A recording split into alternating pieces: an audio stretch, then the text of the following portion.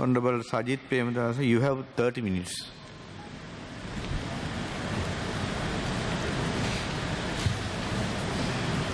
පවතින අධ්‍යාපන ක්‍රමවේදය වැඩපිළිවෙල විශේෂිත වූ වෙනස්කමකට ලක්වී යුතුයි කියන එක අපි හැමෝම පිළිගන්න කාරණාවක්.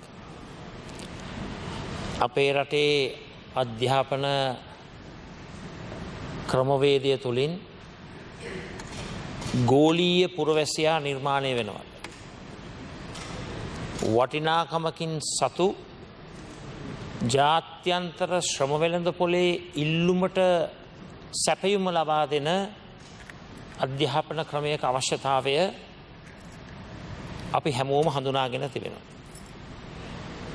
ඒ නිසා නිදහස් අධ්‍යාපනය ශක්තිමත් කිරීමේ අරමුණින් අපි මේ ක්‍රමවේදය අපි මේ වෙනසට යා යුතුයි.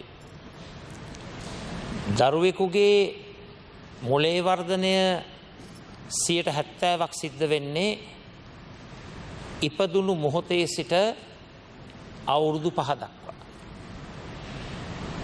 මුල් ළමාවිය අධ්‍යාපනය එහෙම නැත්නම් පෙර පාසල් අධ්‍යාපනය වසර වයස අවුරුදු 3ත් 5ත් අතර ක්‍රියාත්මක වෙන අධ්‍යාපනය. ඒ අධ්‍යාපනය අපේ රටේ අවිධිමත්. මුල් ළමාවිය අධ්‍යාපනය කියනවා, පෙර පාසල් අධ්‍යාපනය කියනවා. අපේ රටේ පෙර පාසල් 17910ක් තිබෙනවා.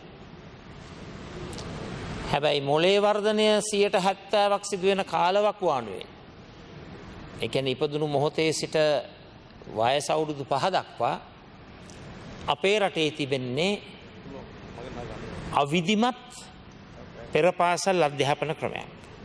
මම යෝජනා කරනවා ගරු අග්‍රාමාත්‍යතුමියට අධ්‍යාපන ප්‍රතිසංස්කරණ පටන් ගත යුත්තේ පෙර පාසල් පද්ධතියේ සිට. පෙර පාසල් පද්ධතියේ සිට ප්‍රාථමික, ද්විතීක, තෘතීක යනාදී ආකාරයෙන් ප්‍රීස්කූල්, ප්‍රයිමරි, සෙකන්ඩරි, ටර්ෂරි මේ වෙනස්කම් ටික සිදු විය යුතුයි කියන එක අපි යෝජනා කරනවා. ඇත්ත වශයෙන්ම අපි අපේ රටේ අධ්‍යාපනය